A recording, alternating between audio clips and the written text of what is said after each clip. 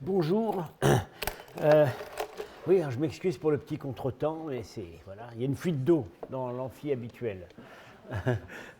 Alors, bon, quelques personnes m'avaient appelé hier soir pour me proposer d'annuler le cours parce qu'ils pensaient que peu de gens arriveraient à se déplacer, mais je vois que j'ai bien fait de ne pas l'annuler.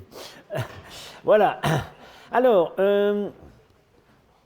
donc, au cours précédent, nous avons fait l'historique de l'institution des SAPAO, donc les chefs communautaires institutionnalisés, les chefs communautaires principalement sogdiens qui sont institutionnalisés en Chine à partir du VIe siècle. Donc j'ai signalé que cette institution est dissoute par l'administration au milieu du VIIe siècle, mais ça ne veut pas dire évidemment que les chefs communautaires disparaissent, et on va les voir ressurgir dans les événements du VIIIe siècle. Donc ça, ce sera l'objet des derniers cours, mais peut-être aussi des premiers cours de l'année suivante, on verra. Et j'ai insisté sur cette institution des SAPAO parce qu'ils ont laissé un art funéraire considérable, extrêmement intéressant, tout récemment découvert. Et la plupart en fait de ces lits funéraires sogdiens exécutés par des artisans chinois et trouvés en Chine appartenaient à des SAPAO. Ce n'est pas par hasard, puisque les SAPAO, en réalité, bien que non chinois, étaient probablement parmi les éléments les plus riches de la population chinoise à cette époque. Donc, ce phénomène des lits funéraires, qu'on va dire sino-sogdiens, sogdiens par leurs commanditaires et par une partie de leur thème, chinois par leurs exécutants et par une autre partie de leur thème, c'est un phénomène très brillant, mais qui a été bref. En fait, on les suit pendant peut-être 3 décennies, le dernier tiers du VIe siècle. Donc c'est une période encore plus courte que l'institution des SAPAO qu'on suit pendant un peu plus d'un siècle. Donc cette période du dernier tiers du VIe siècle correspond à la dynastie des Zhou du Nord, une dynastie très vigoureuse, de durée assez brève, mais qui a réunifié la Chine du Nord. Ensuite, il y a la dynastie des Sui à partir de 581, qui, elle, va réunifier toute la Chine. Et puis après, il y a la grande dynastie des Tang, la plus connue, qui dure 3 siècles, qui elle aussi règne sur l'ensemble de la Chine, mais il y a déjà plus ces lits-là à l'époque des Tang. Il semble, à ce moment-là, l'élément sogdien, en apparence, se fond dans les élites chinoises. En réalité, on va voir que il garde sa spécificité. Alors, qu'est-ce qui explique cette soudaine floraison de cet art à partir d'à peu près 570, pendant encore une fois une courte période, alors que des SAPAO, il y en avait vraisemblablement depuis la dynastie des Wei, depuis la première moitié du VIe siècle, et des élites sogdiennes, on en détecte très bien depuis les 3e, 4e siècles. Alors, il y a une hypothèse intéressante qui a été faite par notre collègue Angela Cheng du musée de Toronto au colloque sur les Sogdiens en Chine qui s'était tenu à Pékin en 2004. Alors, curieusement, cette hypothèse, que je trouve très convaincante, n'a jamais été reprise par personne depuis. Elle constate que l'époque où on voit apparaître cet art funéraire correspond exactement à une période assez brève, quelques années, pendant laquelle les bouddhistes ont été persécutés en Chine. Il y a eu plusieurs épisodes successifs de persécution des bouddhistes en Chine. Ça n'a jamais duré longtemps, d'ailleurs, à chaque fois. Et il y en a une, la première en fait, sous les Zhou du Nord, quelques années, 574-581. Alors, typiquement, c'est une réaction confucéenne. Les confucéens se plaignent au pouvoir que ces monastères sont des parasites, qu'ils détournent la population du service armé, qu'ils ont des privilèges fiscaux qui nuisent aux finances de l'Empire, etc.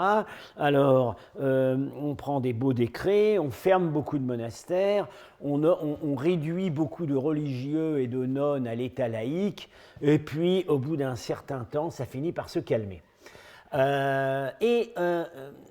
Selon l'hypothèse d'Angela Cheng, ces monastères bouddhiques qui employaient beaucoup d'artistes, qui se sont retrouvés au chômage du jour au lendemain, et qui donc se seraient reconvertis dans la sculpture funéraire, dans l'art funéraire, au service des plus riches commanditaires qu'ils pouvaient trouver sur le marché chinois, à part les monastères bouddhiques, c'est-à-dire les sapao. C'est assez séduisant et ça peut expliquer que certains thèmes bouddhiques, bien que le message religieux véhiculé par cet art ne soit pas bouddhique, il y a des thèmes bouddhiques recyclés. Donc je l'ai dit, ce sont parmi les décors funéraires les plus riches de cette période. En fait, ils viennent, de ce point de vue-là, ils viennent juste après les tombeaux de la famille impériale. C'est vraiment la preuve que ces étrangers étaient parmi les éléments les plus riches de la population.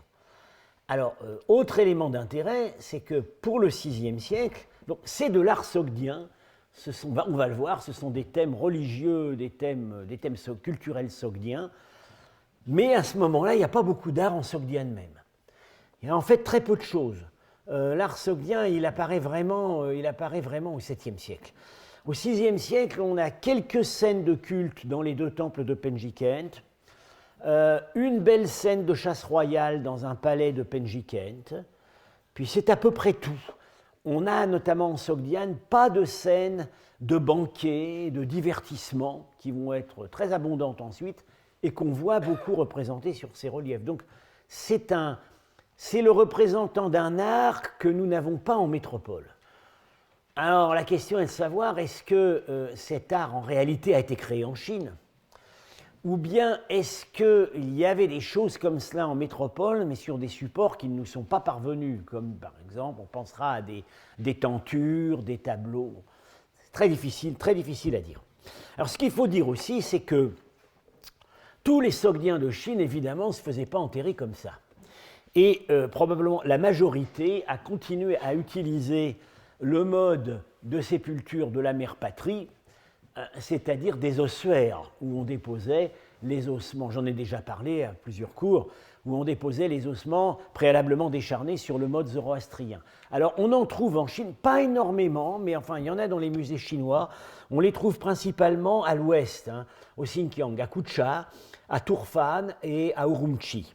Alors certains reproduisent des modèles d'Asie centrale, alors très curieusement, les deux ossuaires du haut, ce sont des ossuaires de type chorasmien. C'est le Khorezm, le pays au sud de la mer d'Aral. Et on n'a pas véritablement, on a des attestations de relations diplomatiques et commerciales entre la Chine et le Khorezm, mais on n'a pas du tout d'attestation de colonie du Khorezm en Chine. Et pourtant, certainement, il y en avait. Je crois que ceux-là ont été trouvés du côté du Urumqi. Alors, certains autres ossuaires sogdiens de Chine, en fait, vous voyez, c'est intéressant, ce sont des formes hybrides. Ils gardent certains aspects des ossuaires sogdiens, les petits parapets en haut, les petites figurines, les petites niches aveugles qui pourraient représenter la porte, qui pourrait être la porte du paradis, semble-t-il. Mais ils sont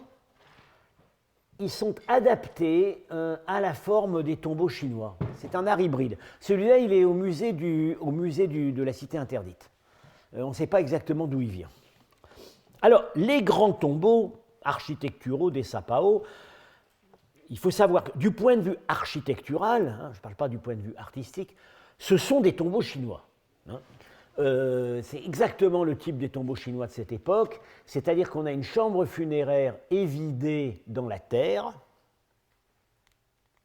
Alors, ma petite flèche recommence à me jouer des tours. Elle clignote, c'est pas très bon signe. Non, On descend par un tunnel en pente, donc archéologiquement on appelle ça un dromos, terme emprunté à l'architecture funéraire grecque. Et vous voyez, ces tunnels ont des puits. Alors en fait, c'est des puits d'aération et surtout des puits de creusement techniques. On les a creusés avec des puits à la surface de la Terre et après, on a rejoint la galerie. C'est exactement la technique qui est employée pour les canaux d'adduction d'eau iraniens, dont on a d'ailleurs des exemplaires au Xinjiang, les kanats. C'est exactement le même système. Alors, on peut dire aussi que c'était des puits d'aération, mais ça n'a pas servi à grand monde. Parce qu'une fois le mort enterré et tout ça rebouché, plus personne n'y allait.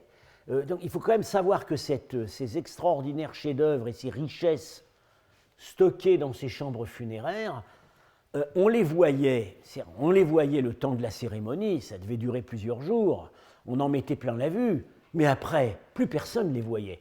Oui, enfin, il y en avait qui les voyaient, c'était les pillards, parce qu'évidemment, tous ces tombeaux, je n'ai pas besoin de vous dire qu'ils ont tous été pillés après coup. Donc, on a la porte, on a un écran, un écran muré en briques généralement, et au milieu de la chambre funéraire, un tombeau qui est soit un lit funéraire en pierre, soit un sarcophage en pierre. Et le décor orne les parois de la chambre, et parfois aussi, vous voyez ici, c'est évoqué sur ce dessin, on a des images de gardes ou de participants à des processions qui sont peintes sur les murs. C'est tellement éphémère que j'en ai visité un de ces tombeaux, qui était d'ailleurs pas pour un Sogdien, mais pour un Chinois de la même époque. Alors, il savait tellement que ça allait être vu pendant quelques jours que les gardes sur les parois du dromos d'accès ont été peints directement sur la surface taillée du leus. On n'a même pas mis un enduit, on n'a même pas mis de fond, on a peint sur l'argile brute, parce qu'on savait que ça ne durerait pas. J'aime autant vous dire que les collègues du musée de Taïwan, ils savaient que ça n'allait jamais pouvoir être décollé pour être amené au musée. Donc tout ce qu'ils ont pu faire, c'est prendre des photos. Alors, à l'intérieur, on trouve la structure typique des tombeaux chinois de cette époque, donc un sarcophage ou un lit funéraire, un riche mobilier avec des vases, des petites figurines en terre cuite, mais il y a quand même des spécificités. Là, le fond sogdien réapparaît. Dans les tombeaux chinois, généralement, le corps est mis dans un cercueil de bois déposé sur ces lits. Dans les tombeaux sogdiens, il n'y a pas de cercueil de bois. Le mort est directement sur la pierre, enveloppé dans un linceul. Et ça, c'est intéressant, parce que c'est un indice de pratique zoroastrienne. Dans le zoroastrisme, on ne peut pas mettre le cadavre au contact d'un élément supposé conducteur de l'impureté. Le bois est supposé conducteur. Il faut l'isoler de la terre, qui est à supposer divine. Et donc on le met sur un lit de pierre. Encore aujourd'hui, chez les zoroastriens existants, on ne met jamais le mort dans un cercueil de bois. On le met toujours sur une dalle de pierre ou de ciment. Par ailleurs, le mobilier funéraire ne comporte pas d'offrande en nourriture ni en tissu, qu'on a beaucoup dans les tombeaux chinois. Ce qui, là encore, rappelle les prescriptions zoroastriennes où le mort n'est pas supposé emmener quelque chose avec lui. La seule chose qu'il emmène avec lui dans l'autre monde, c'est les prières. Il n'est pas supposé... Alors, il y avait parfois des accommodements, des exceptions, mais en général, le mobilier funéraire, dans les ossuaires zoroastriens, on trouve pratiquement rien d'autre que des os. Alors, ce serait le cas ici. Alors, la question, évidemment, qui se pose quand on voit que certains utilisaient des ossuaires, est-ce que ceux-là se faisaient aussi décharner par les animaux, par les vautours ou par les chiens? Celui-là, clairement, non. On a déposé le cadavre entier. Mais là encore, en Sogdiane même, ce rituel de décharnement n'était pas toujours utilisé, tout simplement parce que ce n'est pas toujours possible dans les conditions naturelles. Dans des oasis très peuplées, vous n'allez pas facilement élever une tour du silence avec des vautours. Donc l'essentiel, c'est que le corps ne contamine pas la terre, ne soit pas en pleine terre. Alors il y a un cas que nous examinerons d'un des tombeaux où on a une allusion dans les reliefs au rite du dépôt du corps dans la nature, avant de recueillir les os. Malheureusement, pour ce tombeau, on n'a pas les os, on ne sait pas comment était disposé le cadavre, puisque le lit funéraire est apparu sur le marché des Antiquités. Il n'y a pas de fouilles. Donc on n'a pas de contexte archéologique, on ne sait pas dans quelles conditions le mort était véritablement déposé. Alors, ces lits funéraires, on en connaît actuellement 6, la plupart en Chine, certains à l'étranger. On a aussi un certain nombre de bases qui sont dispersées un peu partout dans le monde. Et alors, détail très significatif, même à Xi'an, la capitale, où on en a 4 qui datent à peu près de la même époque, donc on a déjà celui-là, et puis ils sont tous entre 570 et 580, il n'y en a pas 2 qui sont par les mêmes artistes. Donc ça donne une idée de la richesse des commanditaires qui à chaque fois pouvaient s'offrir un programme spécial. Et effectivement, il n'y en a pas un qui est la copie de l'autre. Voilà. C'est toujours original. Et puis il faut aussi savoir que ces 6 lits qu'on a trouvés, c'est la pointe de l'iceberg. Il y en a évidemment beaucoup d'autres. On va continuer à en trouver beaucoup d'autres. À Xi'an, malheureusement, le rythme est un peu ralenti. Quand j'y étais la première fois en 2004, on en avait trouvé 3 ou 4 coup sur coup. Tout simplement parce que les fouilles de sauvetage liées à l'expansion urbaine de la ville moderne étaient tombées sur la zone du cimetière des étrangers. Et donc, ça s'est tari depuis, apparemment, mais il continue à en apparaître à gauche et à droite pratiquement tous les ans. On est informé de la découverte d'un nouveau lit. Alors, on va commencer donc par 2 lits trouvés à Xi'an qui ont l'intérêt d'être des lits sogdiens. On le sait par les épitaphes identifient le mort, enfin sogdiens, disons, d'étrangers occidentaux, identifiés comme tels par les épitaphes, mais il n'y a pas encore de signes vraiment caractéristiques de leur identité étrangère dans le programme iconographique. Comme si à ce moment-là, les coutumes sogdiennes ne s'affichent pas encore. Ce que veulent ces gens-là, c'est un bel enterrement à la chinoise. Voilà. Mais ils sont pas encore, on n'est pas encore dans cette période, encore une fois, assez courte d'une trentaine d'années, où ils vont afficher leurs croyances. Alors, le premier lit a été trouvé donc début des années 2000, oui, tout ça a été trouvé au début des années 2000. Celui-là appartient à un personnage dont on a l'épitaphe en chinois uniquement. Il y a quelques épitaphes qui sont en chinois et en sogdien. Celle-là est en chinois, d'un personnage qui s'appelle Li Dan et qui est identifié comme un brahman. Terme chinois, polomen, ça transcrit brahman. Le problème avec le mot polomen en chinois, c'est qu'on ne peut jamais vraiment savoir si c'est un brahman, au sens technique du terme, un membre de la caste sacerdotale indienne, ou si ça veut dire plus généralement un hindou. Toujours difficile de savoir. Alors, ce personnage, c'est assez intéressant. D'après son épitaphe, nous apprenons qu'avant d'immigrer en Chine, il a vécu, ou peut-être au cours de voyages qui l'ont fait sortir de Chine, il a vécu dans un pays qui s'appelle le Kipin, qui à cette époque, ça vient du mot de Kapisa, qui désigne la région de Kaboul. Mais à cette époque, ça commence à désigner le Cachemire. On ne peut pas savoir. Est-ce qu'il vient de Kaboul, est-ce qu'il vient du Cachemire? Par ailleurs, les dernières études sur les noms qu'il porte, enfin le nom de ses ancêtres, etc., indiquent qu'en fait, c'était peut-être, en réalité pas un Indien, c'était peut-être un Bactrien, et qu'il avait des liens familiaux avec des Sogdiens. Donc, on se retrouve avec un personnage assez cosmopolite. Et alors, les chroniques chinoises ont un terme pour ces gens-là, ils les appellent les Hu mélangés. Alors le hu pur jus, c'est le sogdien, et le hu mélangé, c'est du mélange de sogdien, d'indien, de bactrien. Et des hu mélangés, on en a déjà vu quand on a étudié le dossier des anciennes lettres du Tunhuang du début du IVe siècle. Vous vous rappelez que certains de ces personnages, en fait, ont épousé des Indo-Bactriennes du royaume de Lulan. Donc dans ces milieux commerciaux, visiblement, on sort assez facilement de sa communauté par mariage. On nous dit donc, théoriquement, c'est un brahmane ou c'est un hindou. Est-ce qu'on en voit des signes dans le décor? Ben non, justement. C'est très chinois. Alors là, voilà, Fuxi et Nuwa, qui sont deux génies chinois qu'on trouve des hommes serpents, hommes-femmes.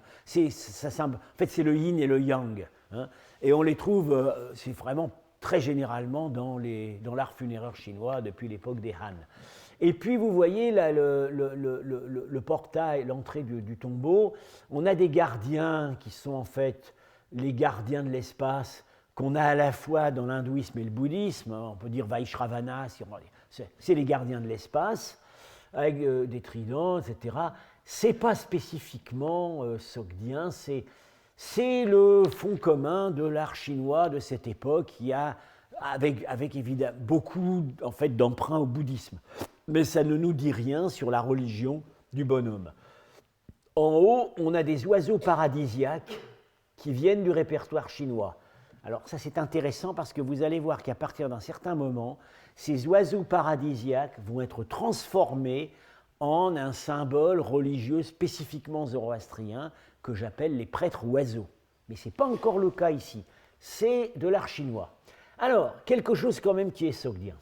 Le brûle-parfum, ici. Ça, ce n'est pas un hôtel chinois. J'en ai déjà montré à un cours précédent. C'est ces brûle-parfums qui pouvaient être généralement en métal précieux. Parfois, il y avait des modèles plus simples en terre, avec des petites clochettes autour.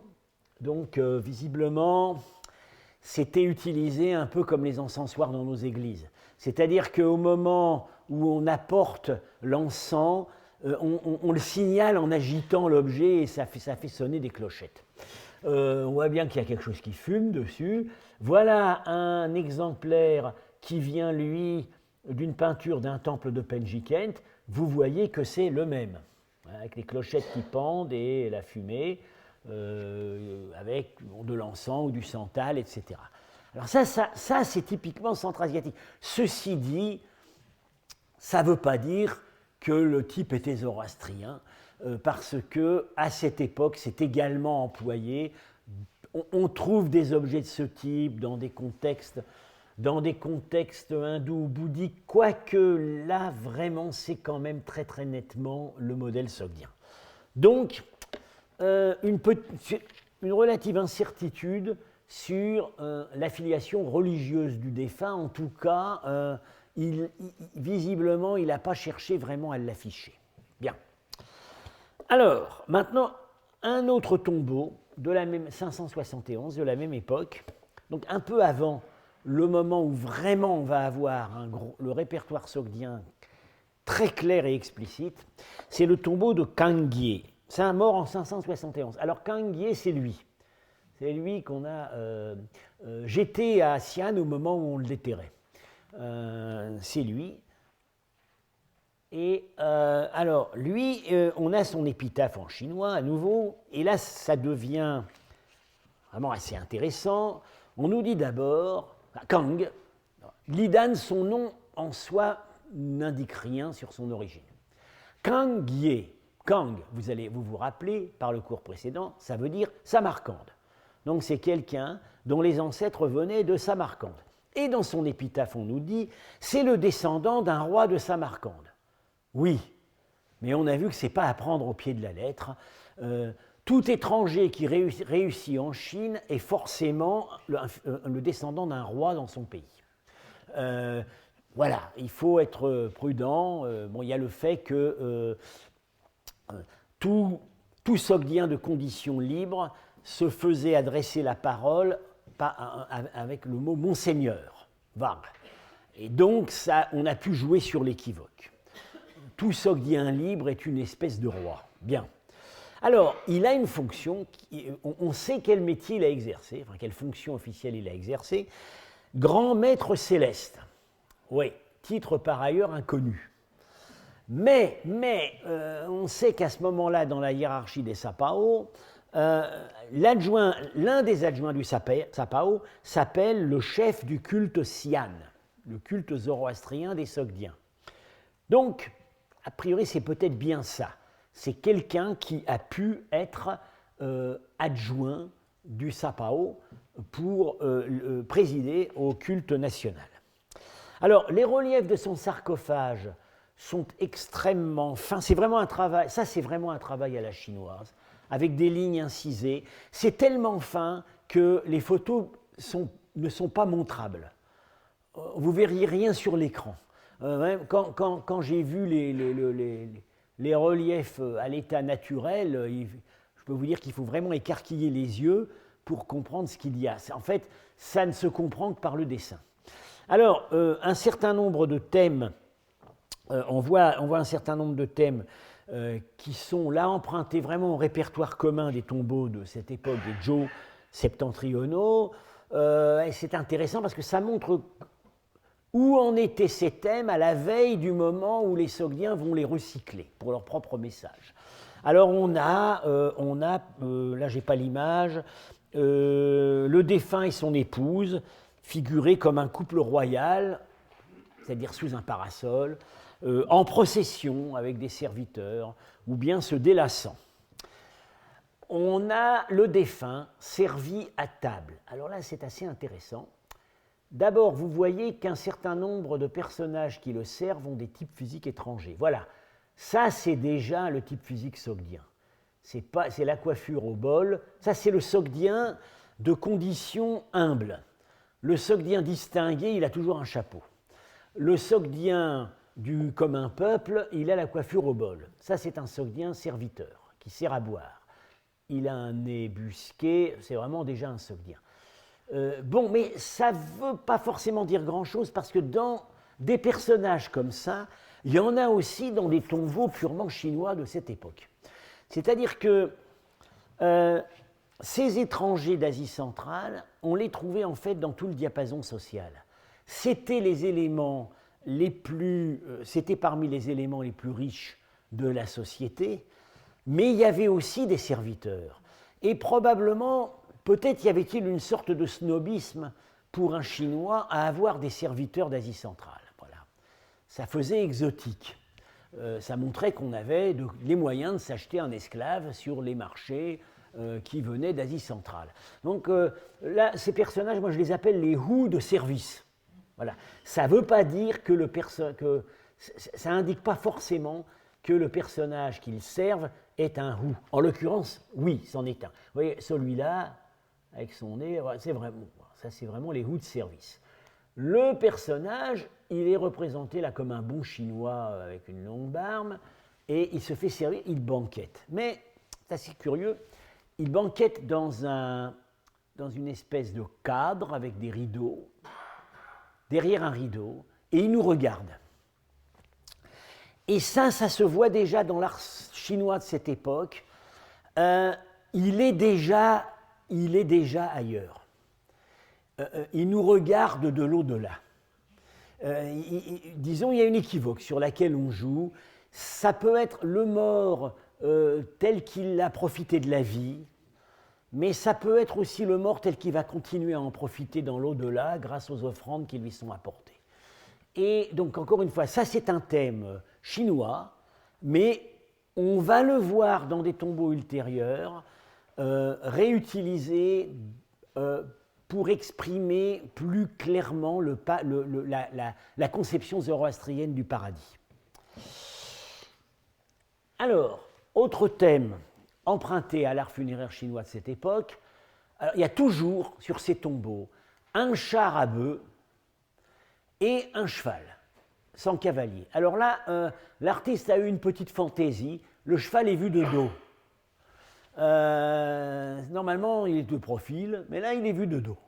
Bien, avec d'autres chevaux. Alors, ce char à bœuf, parfois, alors ça a des sens symboliques qui peuvent être différents. Là, c'est dans un paysage de montagne. Alors, ça peut être le char où se promène la dame. Mais dans certains contextes, c'est plutôt son corbillard. Là encore, cet art funéraire chinois, il joue subtilement entre notre monde et le monde de l'au-delà. Le cheval, ça peut être le cheval du défunt qu'on lui amène. Mais ça peut être aussi le défunt, il peut être déjà mort. Et c'est à ce moment-là son cheval, qu'on va parader à sa procession funéraire. Ce qui se faisait aussi chez les Turcs et qui se fait en Chine à cette époque-là. Ces thèmes-là vont avoir un long avenir dans cet art sino-sogdien. Alors, il y a quand même un relief qui pourrait montrer une référence à une activité commerciale. Alors voilà le défunt. Alors là, vous voyez, il est beaucoup plus sogdien que sur l'autre scène, où il semble nous regarder de l'au-delà. Là, c'est vraiment un bon sogdien. Et divers personnages lui apportent des objets. Alors, on a pensé au début que c'était des plats d'argent. Mais non, c'est pas ça. C'est des ballots de soie. Alors, il y a des petits ballots et il y a un gros paquet. Voilà. Alors, le fait que ce personnage ait eu des fonctions sacerdotales dans le service des Sapao n'empêche pas du tout qu'il ait appartenu au milieu marchand. Donc là, on a quand même l'indice de quelque chose.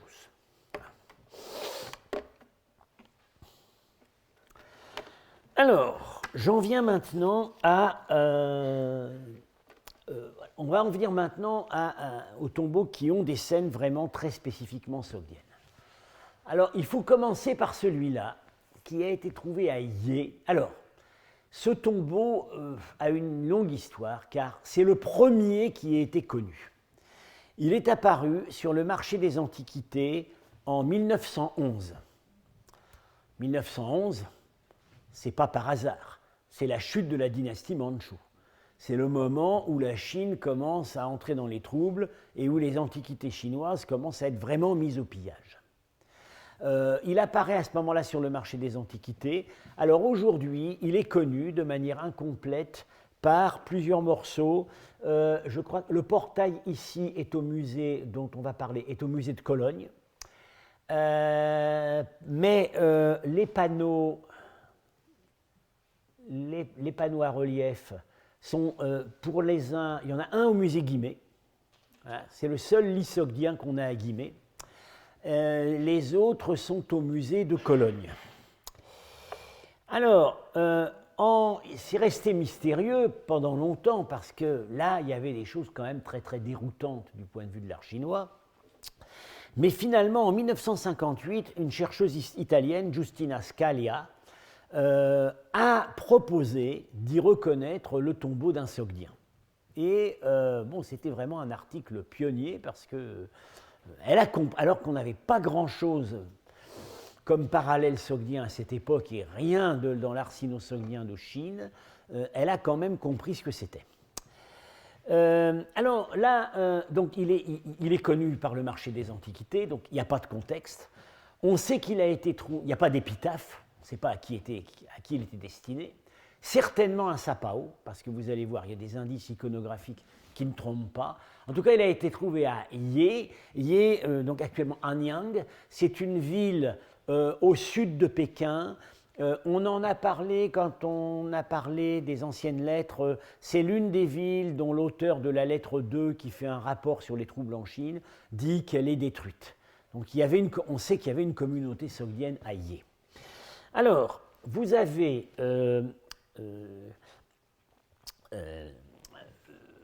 on a à l'avant de ce lit funéraire un portail. Alors en fait, on a ce portail à deux côtés, deux flancs, et ça c'est la vue latérale, et ça c'est la vue de front. C'est-à-dire, voilà, c'est le fronton du portail, c'est le mur pignon si vous voulez, c'est ce qu'on voit là. Et il y en a deux. Donc, vous voyez, c'est symétrique. Ce portail, clairement ici, remplace le dromos, l'allée souterraine d'accès au tombeau qu'on a dans les modèles chinois.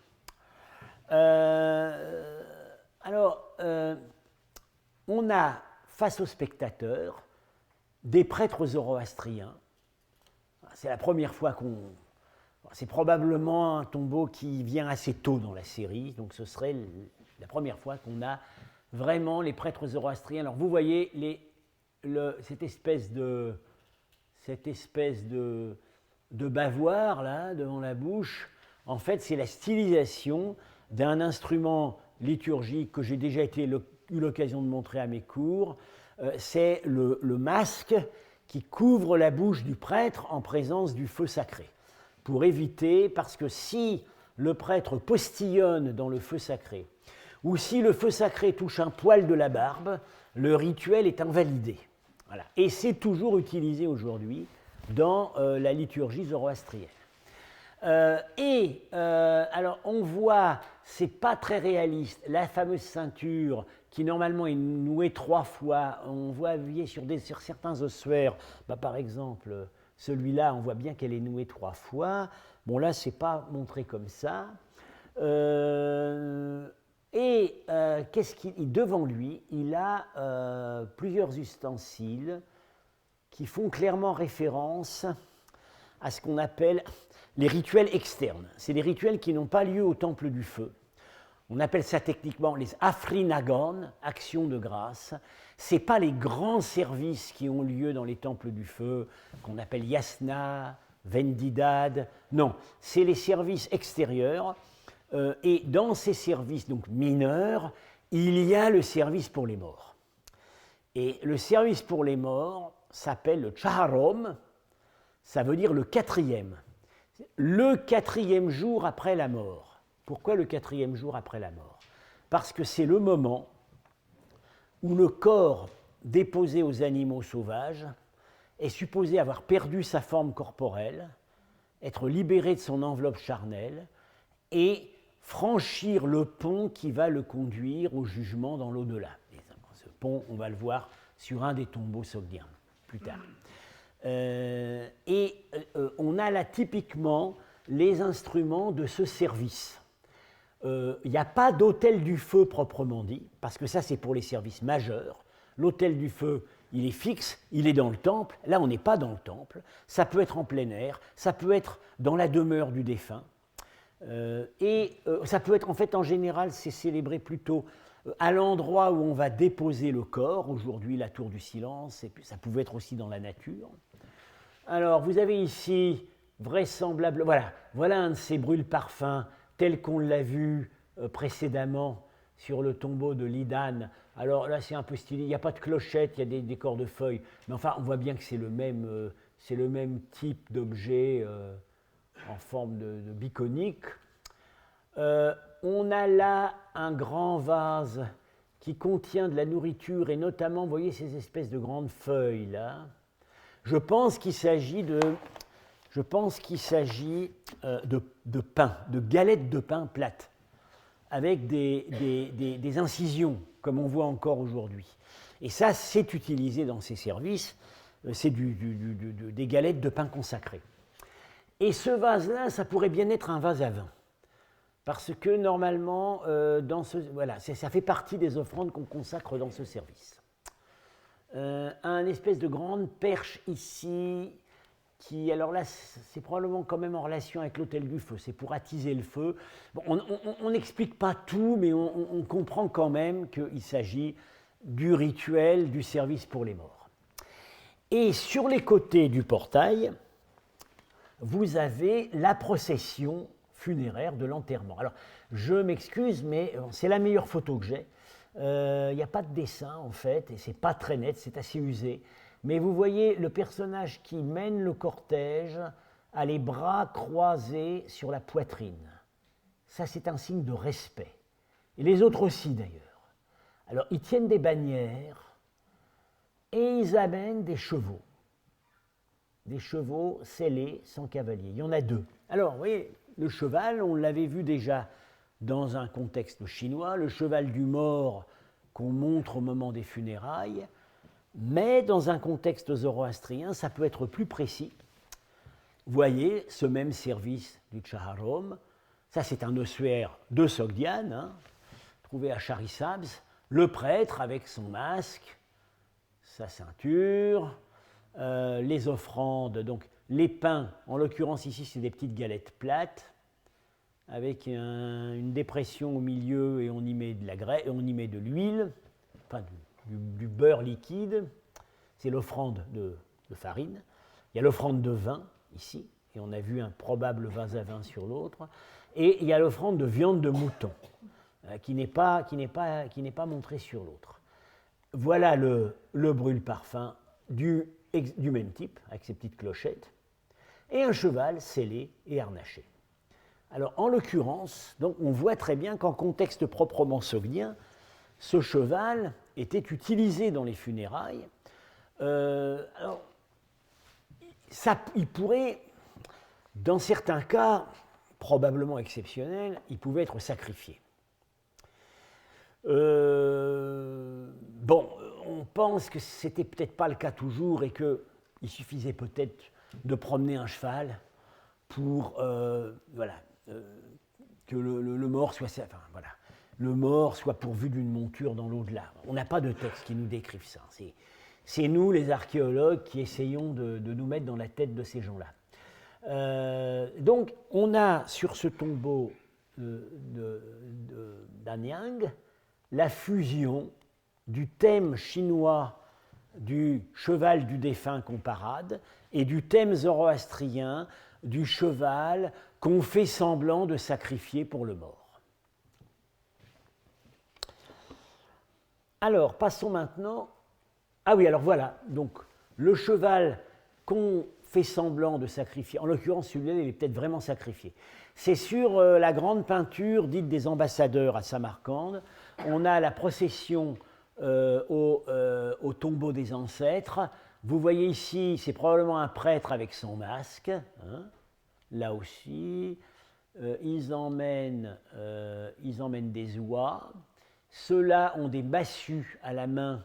C'est vraisemblablement des instruments du sacrifice zoroastrien. Dans le sacrifice zoroastrien, avant d'égorger la bête, on l'assomme, donc ce serait le cas. Et le cheval scellé sans cavalier. Alors là, comme il s'agit de la procession au tombeau des ancêtres du roi de Samarcande, je pense qu'ils avaient les moyens de sacrifier le cheval. Mais bon, ça ne devait pas être le cas toujours. Alors, maintenant, les panneaux des côtés représentent, on a 3 côtés conservés, chacun comportant 3 panneaux. Alors, ce sont les mêmes thèmes avec des petites variations. Le panneau central montre un personnage sous un parasol, donc disons pseudo-royal, qui parade. Hein, voilà, avec des gens qui tiennent des bannières. Hein, voilà, bon, la parade du personnage. Et sur les côtés, on a un personnage, sans doute le même, il a le même chapeau, qui festoie, là et là. Alors il y a diverses variantes. Ce qu'on voit très bien, c'est qu'il festoie avec des compatriotes qui ont le même type de chapeau, des femmes à la chinoise, il y a des musiciens, des danseurs, ouais, celui-là qui danse, et cette distinguée compagnie se rassemble en plein air, mais dans certains cas, on voit très nettement que c'est sous une treille de raisin. Et c'est dans un parc. Et vous avez là des visiteurs qui entrent et sortent. Vous voyez la porte, un ventail fermé, l'autre ouvert. Les visiteurs qui entrent et sortent. Voilà un détail d'une de ces scènes. Le personnage qui boit dans la corne à boire. Voilà, les femmes à la chinoise, les hommes à la sogdienne, le danseur, les musiciens et musicienne. En l'occurrence, il s'agit plutôt de musiciennes. Quand les musiciens sont chinois, c'est général, c'est des femmes, toujours. Quand les musiciens sont sogdiens, ce sont des hommes. Alors là, on aurait musicienne chinoise et danseur sogdien, une variante. Alors, comment... Et vous voyez, le personnage a le type sogdien, avec son œil globuleux et les treilles de vigne. Comment interpréter tout ça? Alors, on s'est rendu compte, dès l'article de Scalia en 1958, puis après Marchak l'a confirmé, c'est évidemment la célébration du Nouvel An zoroastrien, le Nowruz, alors aujourd'hui, le Nowruz, les Iraniens le célèbrent à l'équinoxe de printemps, le 21 mars. Ça, c'est le retour au calendrier solaire d'autrefois. Mais à cette époque, le calendrier liturgique s'était décalé par rapport à l'année solaire, et le Nowruz avait lieu en juillet. D'où les treilles avec les raisins qui commencent à mûrir.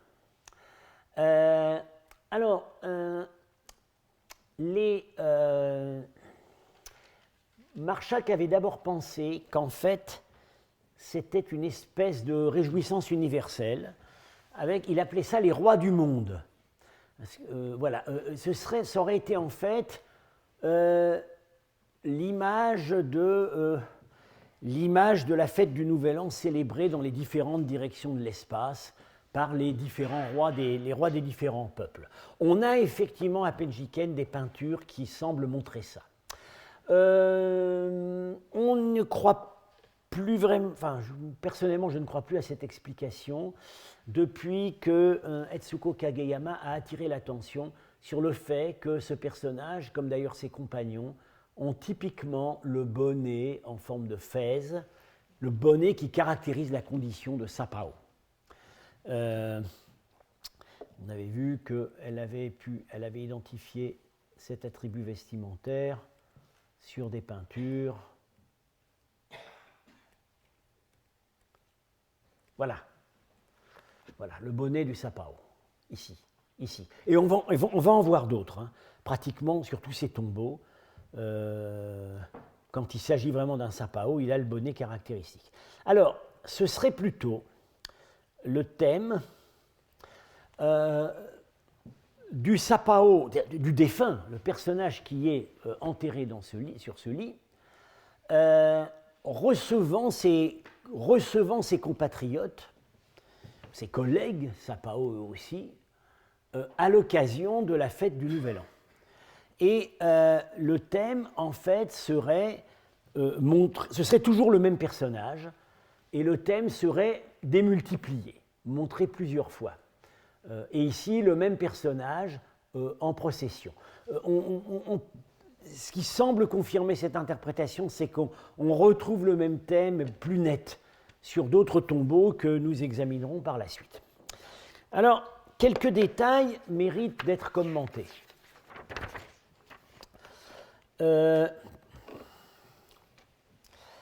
Les hommes, je l'ai dit, sont habillés à la sogdienne. La veste centra-asiatique à revers, avec des galons de perles, les bottes, les bottes à bout pointu, c'est vraiment le costume sogdien. Les femmes sont habillées à la chinoise. Elles ont, typique de la mode chinoise de cette époque, cette espèce d'élément cornu sur la tête. C'est typique des femmes de l'époque Shō. On ne voit jamais une femme sur ces reliefs habillée à la sogdienne. Elles sont toujours à la chinoise. Alors, la première hypothèse qui avait été faite, elle avait été faite par Marchak.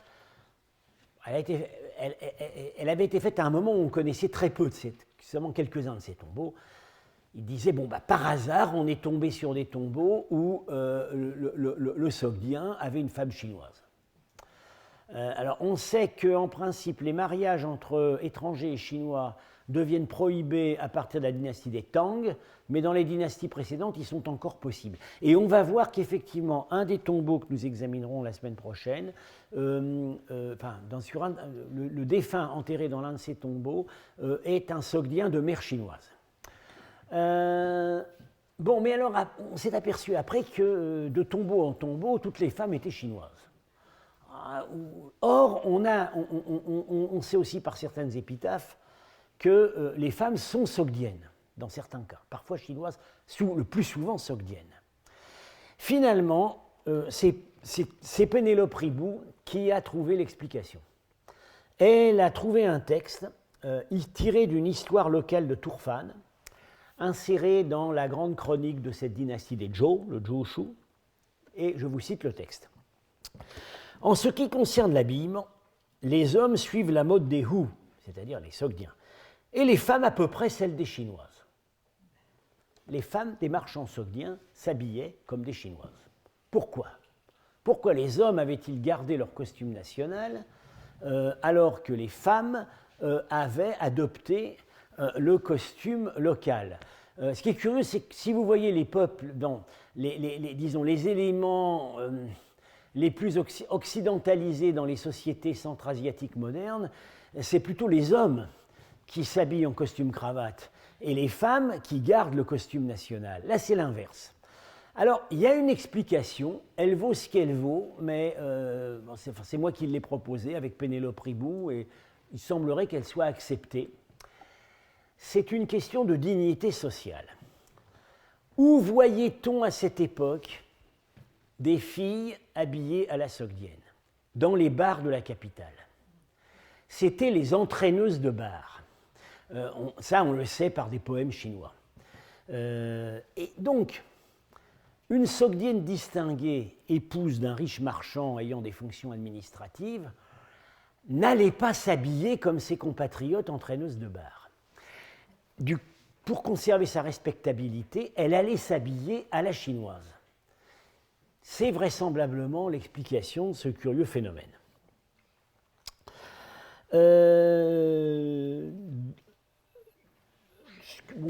Alors voilà ce qu'on peut commenter aussi pour ce lit. Alors les oiseaux paradisiaques, oui on les voit mal, mais enfin il y a des oiseaux paradisiaques dans ce décor. Visiblement ici, c'est pas, contrairement à ce qu'on va voir dans d'autres tombeaux, il n'y a pas d'ouverture vers le monde de l'au-delà. Hein. C'est vraiment la pratique sociale et religieuse du défunt qui est montrée comme un personnage respecté dans sa communauté, qui préside aux cérémonies du Nouvel An. Alors là, c'est une sorte de récupération de la fonction royale iranienne.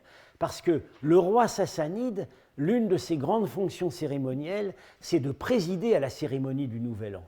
Et donc, ces chefs communautaires sogdiens en Chine, ce sont à leur manière des petits rois sassanides. Donc, on verra d'ailleurs sur certains tombeaux, ils ont carrément les rubans de la couronne sassanide. On le montre donc avec un entourage de distingués compatriotes qui ont le même bonnet, une compagnie de Sapao. Donc voilà, on montre sa distinction dans la parmi ses compatriotes, avec malgré tout des indices d'acculturation. Donc encore une fois, le costume des femmes. Je ne dirais pas que toutes ces femmes sont des sogdiennes, il peut aussi y avoir des chinoises.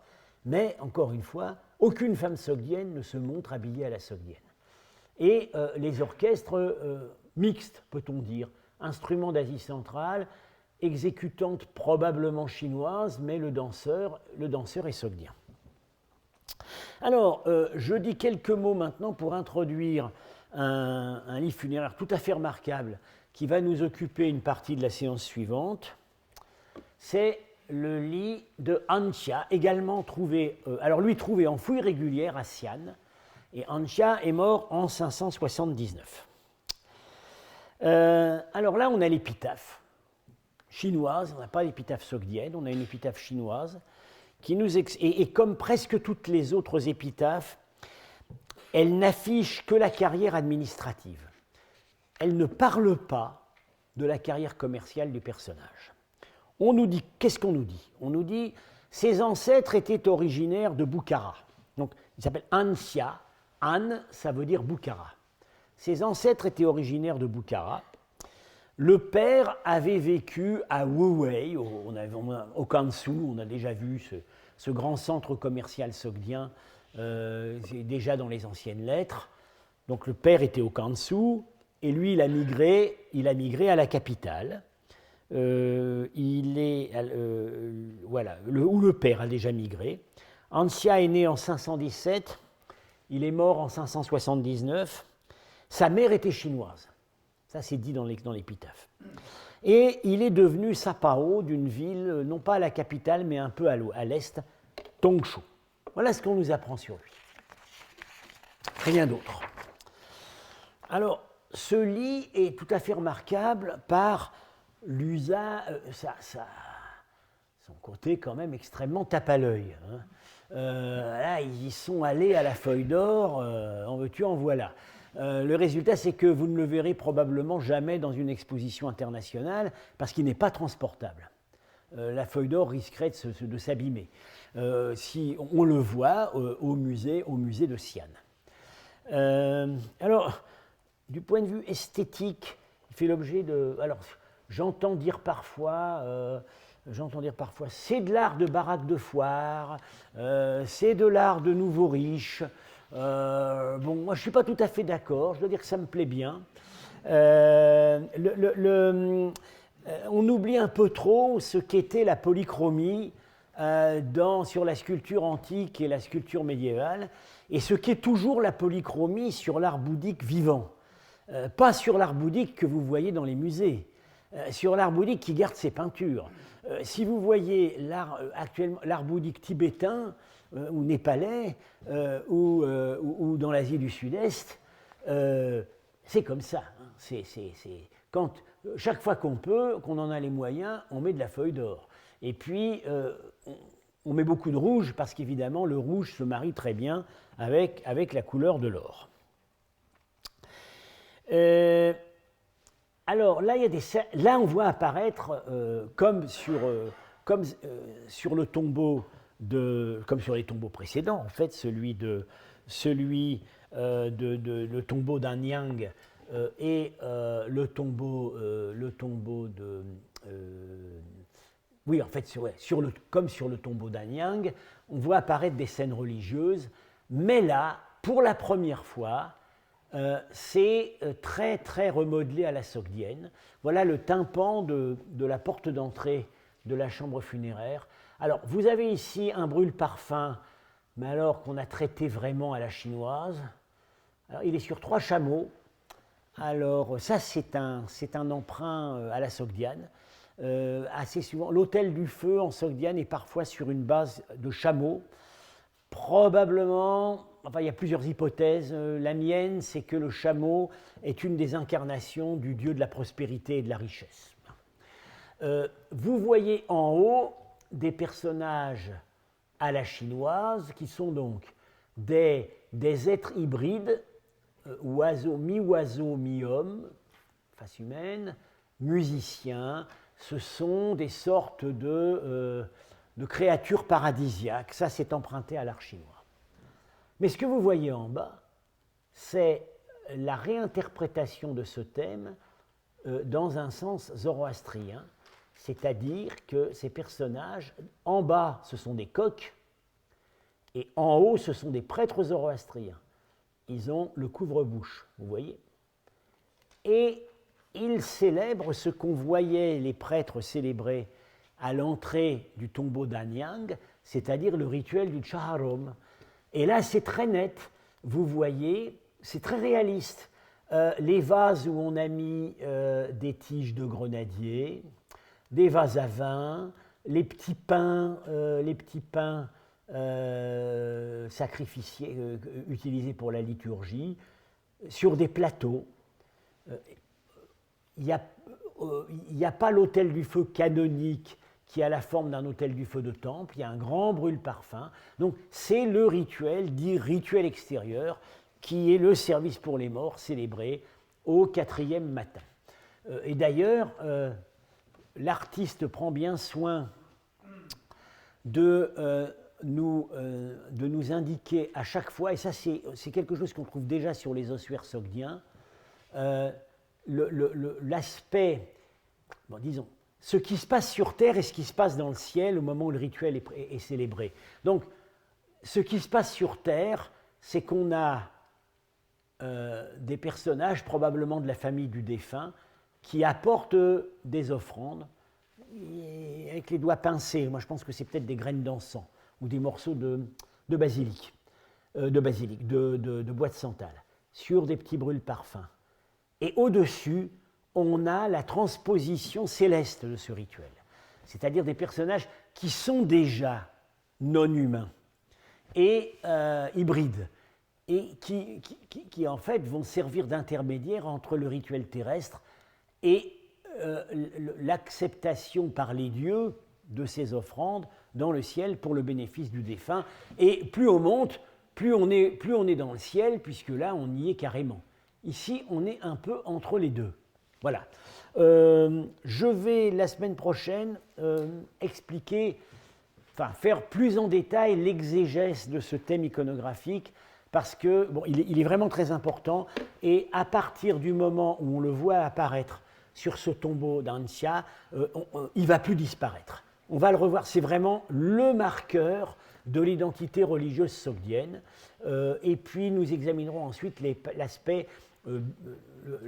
l'aspect biographique des extraordinaires reliefs de ce tombeau, parce que c'est vraiment un témoignage extraordinairement éloquent de la vie de ces marchands sogdiens et surtout de la façon dont ils voulaient qu'elle soit transmise. Voilà, c'est tout pour aujourd'hui et je vous donne rendez-vous à la semaine prochaine.